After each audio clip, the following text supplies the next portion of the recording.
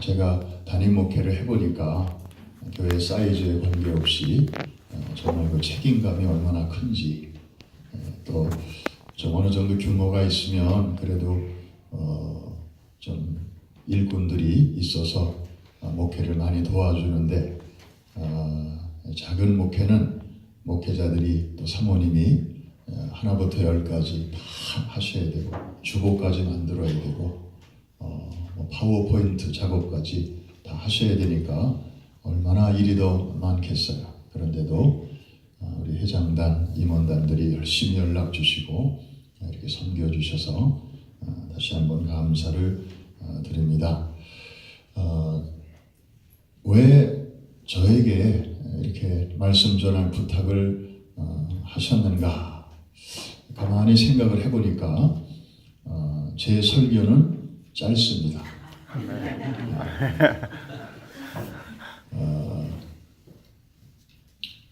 길게 할 이유가 별로 없어요. 다 목회자들이시고 또 설교자들이시니까, 그래서 오늘 제가 짧게 하는데, 한 가지 걱정은 이제 너무 예배도 일찍 끝나고 회의도 순조롭게 너무 일찍 끝나면 주방에서 식사 준비가 혹시 미처 안 되면 어떡하나.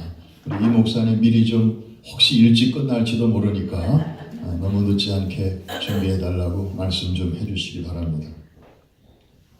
제가 어렸을 적에 라디오를 통해서 많이 들었던 건전 가요들이 있었습니다. 또 TV 드라마 주제가들도 있었고, 그 중에 하나가 창문을 열면이라는 노래였습니다. 혹시 여러분도 노래 멜로디를 들으시면 그 노래 나도 들었던 것 같다, 기억나실 텐데요. 제가 앞절만 한번 해볼게요. 하늘이 부릅니다. 창문을 열면 온 방에 하나 가득, 가슴에 가득. 들어보셨나요? 네. 진짜 오래간만에 들어보시죠? 네. 저도 요즘 인터넷 정보가 발달됐으니까 구글로 쳐보니까 다행히 이 가사가 뜨더라고요. 옛날 같으면 어림도 없죠.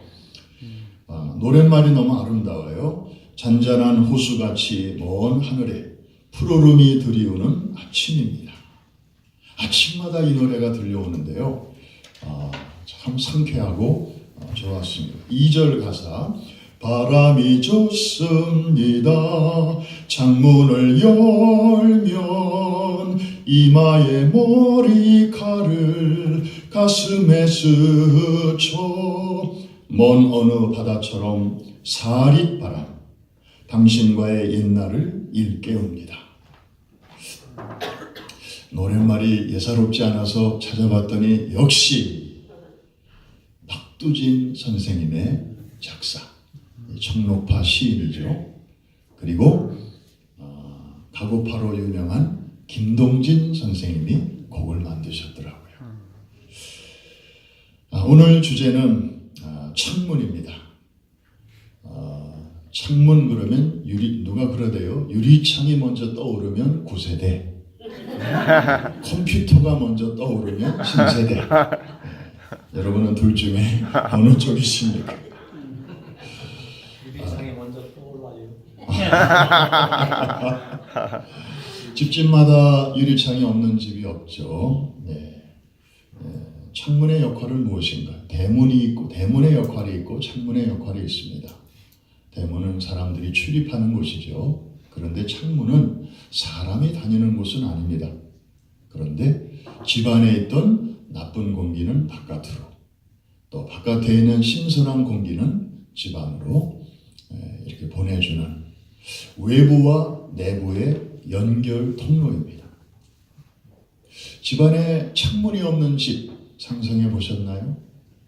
그리고 창문이 있긴 있는데 1년 내내 꽉 닫혀 있기만 한 집, 아마 식구들이 별로 건강하지 못할 것입니다.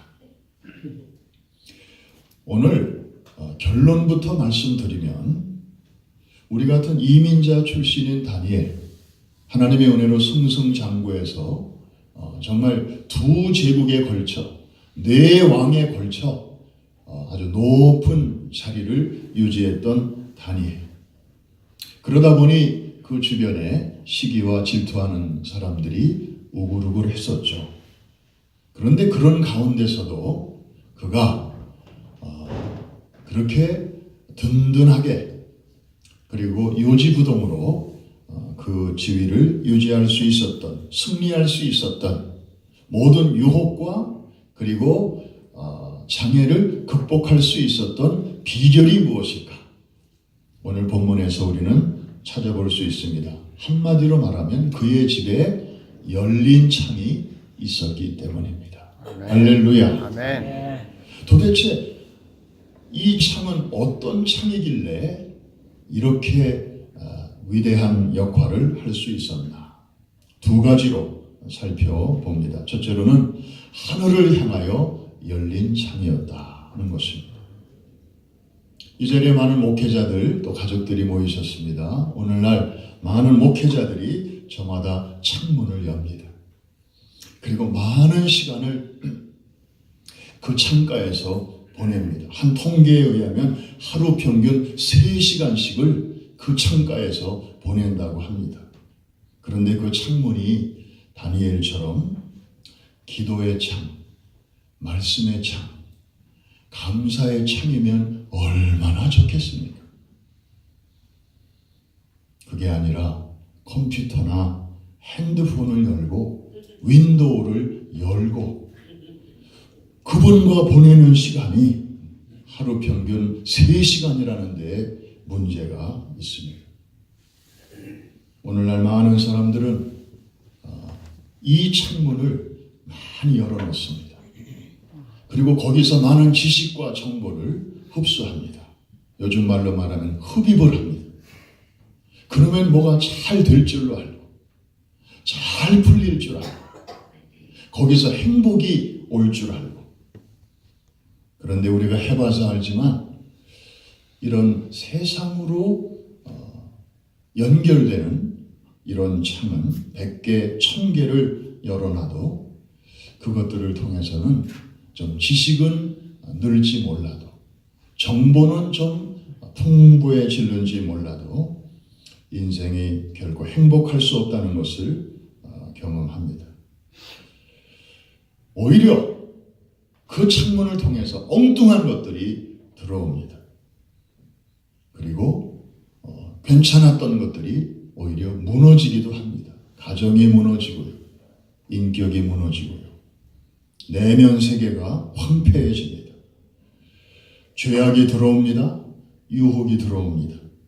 시험이 들어오고 범죄가 들어옵니다. 요즘 범죄치고 이 컴퓨터, 인터넷, 이 창문이 연결이 안 된 범죄가 없습니다. 현대인들의 탈선과 방황과 좌절을 마땅히 열려 있어야 할 이 영적인 창문은 점점 닫혀가고 세상으로 통하는 그런 창문이 점점 더 많이 열어지기 때문입니다. 다니엘은 소년 때나 노년의 때나 이 하늘을 향한 이 창문이 늘 열려 있었습니다. 오늘 본문에는 이런 표현이 있습니다. 전에 행하던 대로. 전에 행하던 대로. 어쩌다 한두 번 그렇게 한 것이 아니라는 거죠. 고국에 있을 때나 타국에 있을 때나 소년 때나 청년 때나 중년 때나 노년 때나 다니엘의 삶에는 일관성이 있었고 일정함이 있었고 꾸준함이 있었다는 것입니다. 또 하나의 창이 열려져 있었습니다. 그것은 좋은 의미에서 세상을 향한 창문이었습니다. 오늘 본문에 보니까 다니엘이 이 조서에 왕의 도장이 찍힌 것을 그 다음에 한번 따라해 주실까요? 알고도 알았다는 것입니다. 무지하지 않았다는 것입니다. 무감각하지 않았습니다. 소슬포런 왕의 조서가 전국 방방곡곡에 선포되었다는 사실을 그는 알았습니다. 그리고 그것이 결국은 자기를 겨냥하고 있다는 것도 알았습니다. 7 days, 24 hours. 그래서 자기 집 주변에 자기를 시기하고 질투하는 자들이 보낸 형사들이 쫙 깔려 있다는 사실도 그는 알고 있었습니다. 그리고 이런 상황 속에서 전에 행하던 대로 메데 파사 제국의 임금이 아닌 다른 신에게 기도하는 자에게는 사자굴에 들어가는 엄벌에 처한다는 것도 그는 알고 있었습니다. 다시 말하면 상황을 정확하게 파악하고 있었다는 것이죠. 오늘날 저를 포함해서 많은 주의 종들이 한쪽은 많이 아는데 다른 한쪽에 대해서 너무 무지한 경우가 종종 있습니다. 하나님도 알고 교회도 알고 말씀도 전문가들인데 세상을 잘 모릅니다. 전에는 그런 대로 열심히 책 몇 권 사서 읽으면 세상의 변화가 이렇구나 하는 것을 좀 그냥 따라갈 수는 있었습니다. 그런데 요즘은 변화의 속도가 너무나 빠르기 때문에 이 캐치업하기가 쉽지가 않습니다. 소위 4차 산업혁명 시대가 열렸습니다.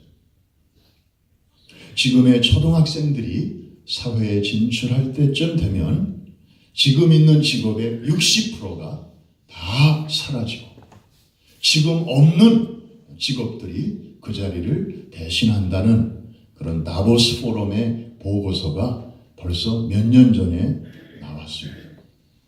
거대한 변화의 파도가 지금 쓰나미처럼 우리 앞에 밀려오고 있는데 아무 일도 없는 것처럼 해변가에서 조개나 죽고 있으면 다가오는 변화를 우리가 제대로 그 파도를 탈 수 없을 것입니다. 그래서 60년대 유명한 신학자 칼 바르트는 그런 말을 했잖아요. 깨어있는 성도와 또 그리스도인들은 한 손에는 성경을, 다른 한 손에는 신문을, 그 당시에는 신문이 세상을 이렇게 접하는 통로였으니까. 요즘은 칼바르트가 요즘 시대의 사람이었다면 아마 그 표현이 달라졌을 것입니다. 한 손에는 성경을, 다른 한 손에는 마우스를.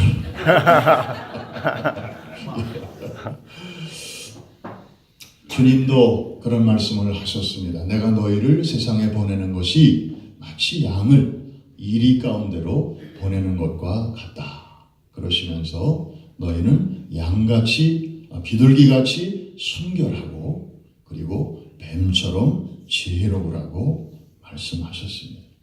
한쪽만 가지고는 감당하기 어렵기 때문에, 순결함만 가지고는 이 세상을 헤쳐나가기 어렵기 때문에 이런 면과 저런 면을 겸비해야 할 것을 우리에게 교훈하셨습니다. 말씀을 마칩니다.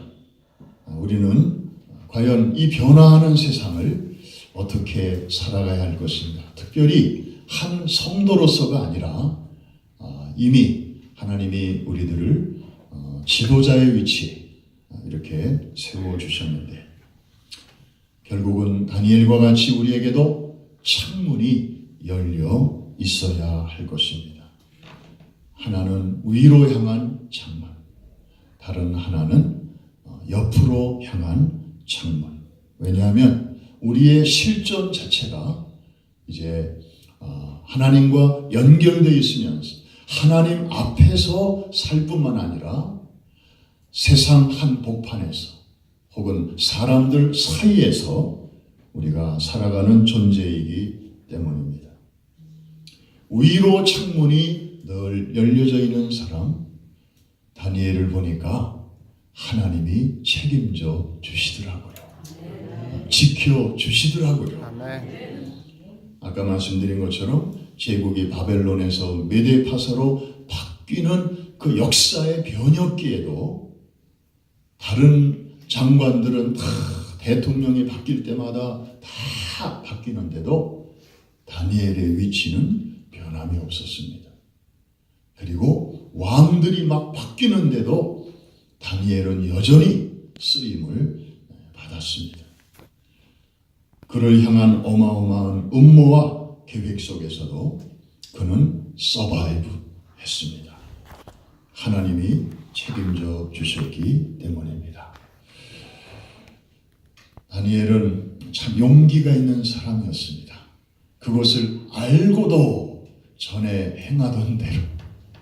제가 다니엘이었으면 아마 그런 분위기에서는 기도를 쉴 수는 없고, 저 같으면 창문을 꽉 닫고, 그리고 저 골방으로 내려가서 혹시 누가 들을세라, 누가 볼세라, 그렇게 그냥 간신히 명맥을 유지했을 것 같은데, 마치 보란 듯이 창문을 여전히 쫙 열어놓고 그냥 아무 일 없다는 듯이. 폴 틸리가 쓴, 오래전에 쓴 책 이름이 갑자기 생각이 납니다. 존재의 용기라는 책.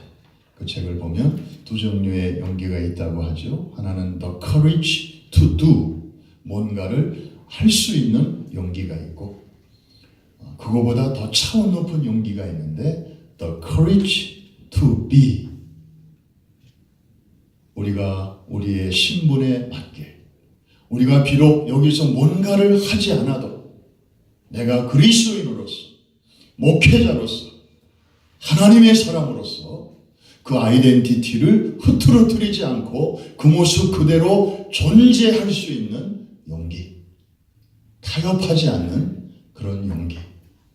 어떤 면에서는 뭔가를 해낼 수 있는 용기보다 더 차원 높은 용기다 하는 그런 내용이었습니다. 정말 시대와 역사 앞에서 우리의 책임이 점점 커져가는 이때에 예나 지금이나 승리의 비결은 새로울 것이 없는 것 같습니다. 이쪽으로 열려있고 또 세상을 향하여 열려있을 때 하나님이 우리를 지켜주시고 책임져 주실 것이고, 세상이 우리를 함부로 우습게 여기지 못하도록 또 하나님께서 여러분들을 지켜주실 줄로 믿습니다. 이 은혜가 우리 모든 회원 가운데 넘치기를 주의 이름으로 축복합니다. 아멘. 하나님 아버지 감사합니다. 지난 1년 참 변화무쌍한 쓰나미와 같은 변화의 파도 속에서도 교회들과 또 우리 지방회와 또 총회를 지켜주신 것을 감사드립니다. 우리 막혀진 창문이 있으면 오늘 다 열어 주시옵소서. 쓸데없는 창문들은 다 닫게 하여 주시옵시고, 그래서 위로 하나님을 향해, 옆으로 세상을 향해, 그리고 서로를 향해 우리가 마음을 활짝 열고 나아갈 때 이 사순절에 십자가가 견고히 우리의 중심에 세워지게 하여 주시옵시고, 다니엘이 누렸던 그 짜릿한 보호하심과 그리고 그 승리를 우리도 함께 누리며 살아가는 귀한 종들 되게 하여 주시옵소서. 이후에 계속되는 모든 일정에도 우리 주님의 선한 손길이 함께 주실 줄로 믿고 감사하며 예수님의 이름으로 기도합니다. 아멘.